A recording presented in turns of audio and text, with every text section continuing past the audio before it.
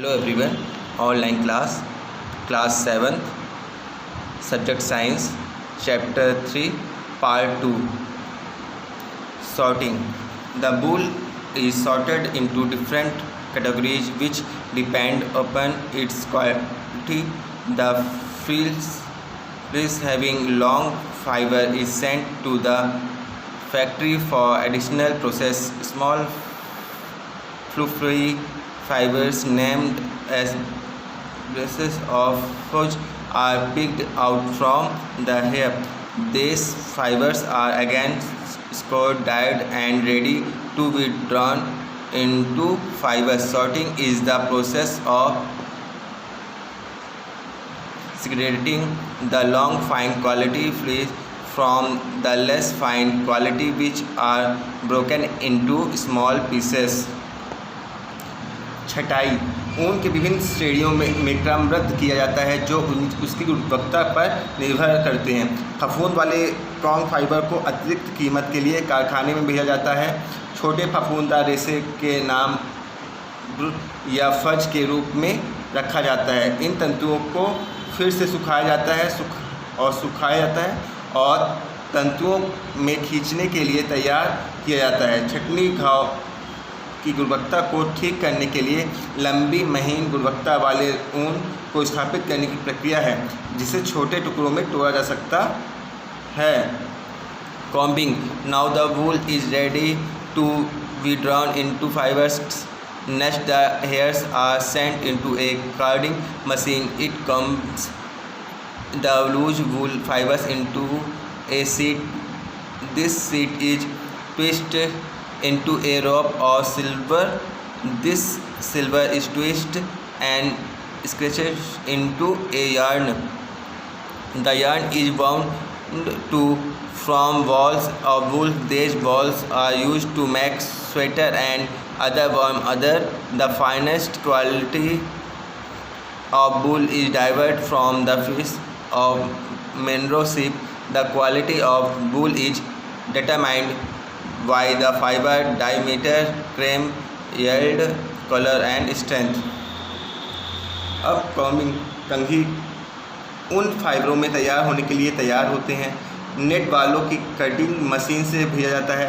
यह ढीले ऊन के रेशों को एक शीट में मिला देते हैं। यह चादर एक रस्सी या जुल्फ में मुड़ा हुआ होता है। इस धागे को सूत में पिरोया या फैलाया जाता है। सूत ऊन की गेंद बनाने के लिए घाव जैसा होता है। उन गेंदों का उपयोग स्वेटर और अन्य कपड़ों बनाने के लिए भी किया जाता है। ऊन की सबसे अच्छी गुणवत्ता मेरिनो भेड़ की ऊन से ली गई है। फाइबर व्यास, समेटना, उपज, रंग और शक्ति द्वारा निर्धारित ऊन की गुणवत्ता होती है। Dyeing the natural frills of sheep have white, black or brown color, but it can be dyed in different colors by the process known as dyeing. भेड़ के सफ़ेद, काले या भूरे रंग का प्राकृतिक ऊन लेकिन उन विभिन्न रंगों में रंगे जाने की प्रक्रिया द्वारा रंगा जा सकता है। Spinning the wool fibres are strengthened and then spun or twisted together into yarn. The yarn is either connected or woven into flower and different woolen attires. The good quality wool is judged on the basis of its thickness, length, strength and shine of the fibers. The longer fibers are used to make connected sweater and the shorter ones are used for making woolen carpet or cloths. From the above decision we conclude that the sheep hair is sheared off from the body, scored, sorted, combed, dyed and spun to obtain wool and woolen yarn.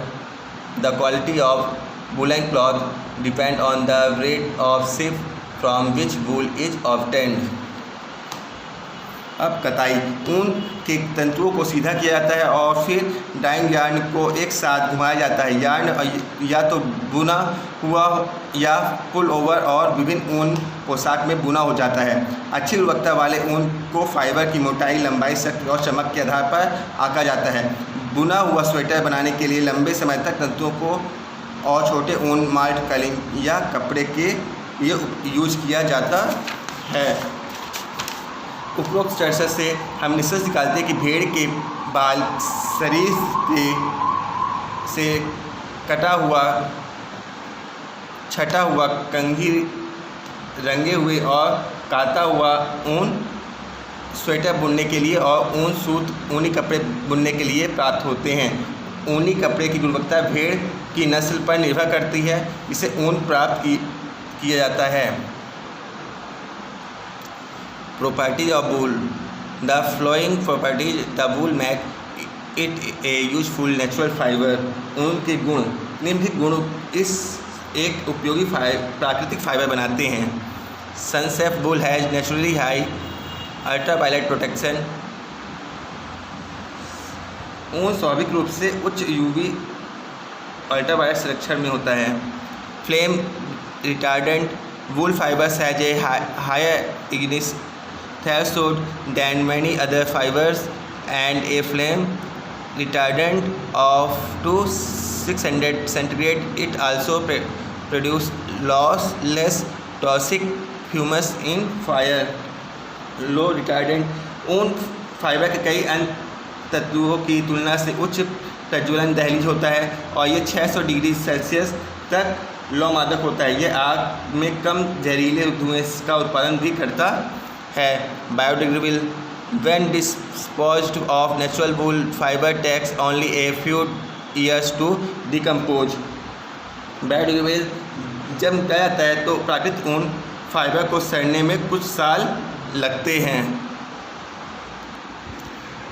Breathable wool's natural structures allow it to absorb and release water vapor into the atmosphere, keeping you warm in winter and cool in summer. सास ऊन की प्राकृतिक संरचना इसे वायुमंडल में जलवाष्प को अवशोषित करने और छोड़ने की अनुमति देता है। आपको सर्दियों में गर्म रखने और गर्मियों में ठंडा रखने का महत्व देता है। Non allergenic wool is not now to cause allergy and does not promote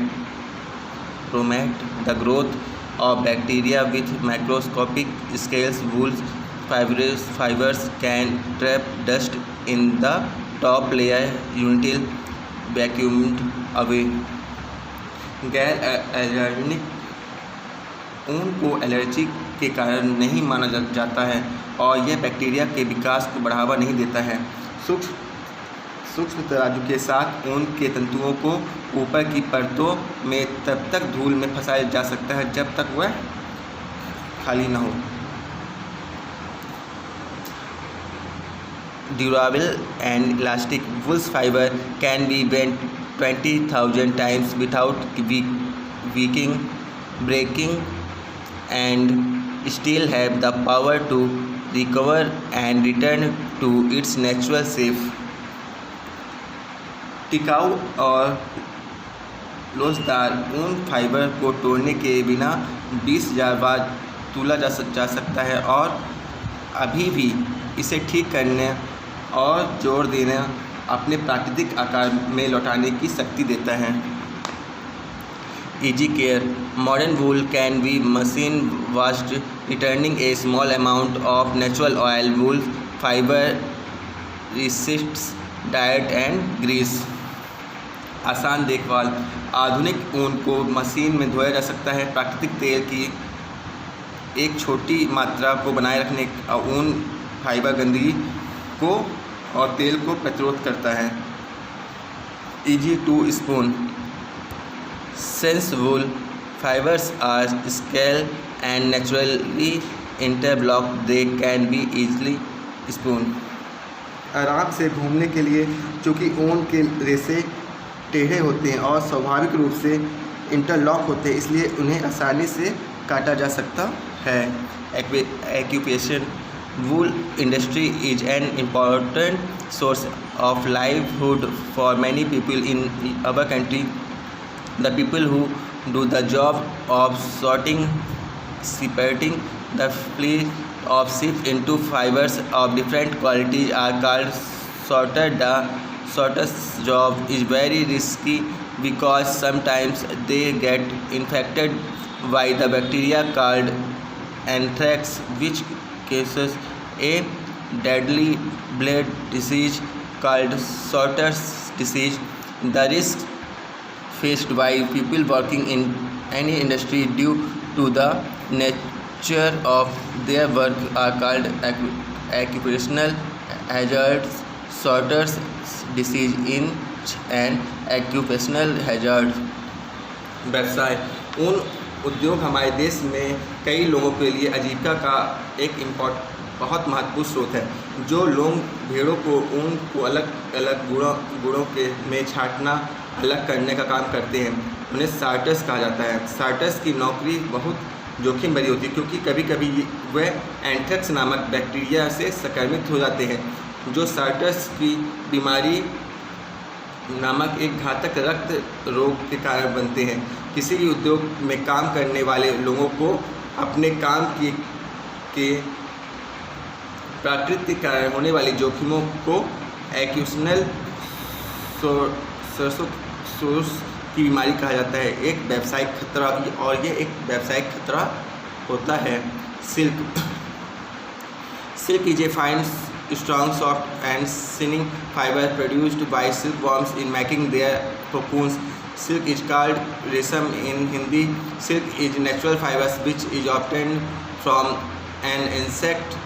So silk is an animal's fibers. Silk fibers made of a protein. Silk is a strongest natural fibers. The soft looking silk yarn is an strong as a comparable thread of steel. Silk fibers are converted into silk yarn, which is used for making silk cloth. This is silk cloth is then used for making sarees and other dress. रेशम एक अच्छा मजबूत, मुलायम और चमकने वाला fibre है जो रेशम के कीटों द्वारा अपने कोकून बनाने के लिए में यूज होता है। उसे रेशम कहा जाता है। रेशम एक प्राकृतिक फाइबर है जो एक कीट से प्राप्त किया जाता है। तो रेशम एक पशु फाइबर से, रेशम फाइबर प्रोटीन से बना होता है। रेशम सबसे मजबूत प्राकृतिक फाइबर है। नरम दिखने वाला रेशम का धागा स्टील की तुलनात्मक धागे जितना मजबूत होता है। रेशम के रेशों को रेशम के धागे में परिवर्तित किया जाता है, जो रेशम बनाने के लिए उपयोग किया जाता है। कपड़ा, इसी रेशमी कपड़े का उपयोग तब साड़ी और अन्य कपड़े बनाने में किया जाता है। The rearing of silkworms for obtaining silk is called sericulture. Sericulture means silk farming. Sericulture is a very old occupation in India. India produce a lot of silk on commercial scale. Before we go further and describe the process of obtaining silk, it is necessary to know the life story of silkworm. अब रेशम प्राप्त करने के लिए रेशम के कीड़ों को फाड़ने को सेरिकल्चर कहा जाता है। सेरिकल्चर का अर्थ है रेशम की खेती। भारत में सेरिकल्चर का बहुत पुराना व्यवसाय है। भारत व्यावसायिक स्तर पर रेशम का बहुत उत्पादन करता है। इससे पहले कि हम आगे बढ़ें और रेशम प्राप्त करने की प्रक्रिया को वर्णन करें, रेशम के जीवन इतिहास को जानना आवश्यक है। Life story of silkworm. Silkworm is the common name for the silk producing larva of a silk moth. The larva is called a caterpillar. The life cycle is a silkworm is completed in 4 stages. These are egg, caterpillar, larva, pupa and moth. रेशम कीट के जीवन चक्र। इतिहास रेशम कीट के रेशम में उत्पादन करने वाले लार्वा का सामान्य नाम है। लार्वा को कैटरपिलर कहा जाता है। एक रेशम कीट का जीवन चक्र 4 चरणों में पूरा होता है। ये अंडे, कैटरपिलर, लार्वा या प्यूपा और कीट होते हैं। द फीमेल सिल्क मॉथ ले 300 to 400 eggs to 8 times.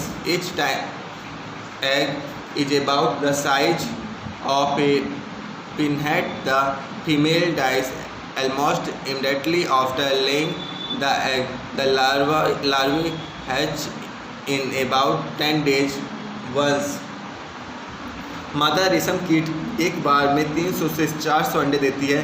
प्रत्येक अंडा एक पिनहेड के आकार के बारे में होता है अंडे देने के तुरंत बाद मादा मर जाती है। लगभग 10 दिनों में लार्वा एक बार hatched, a caterpillar of larva emerges and feeds on large quantities of mulberry leaves for 3 to 4 weeks. Larvae eat voracious and grow fast.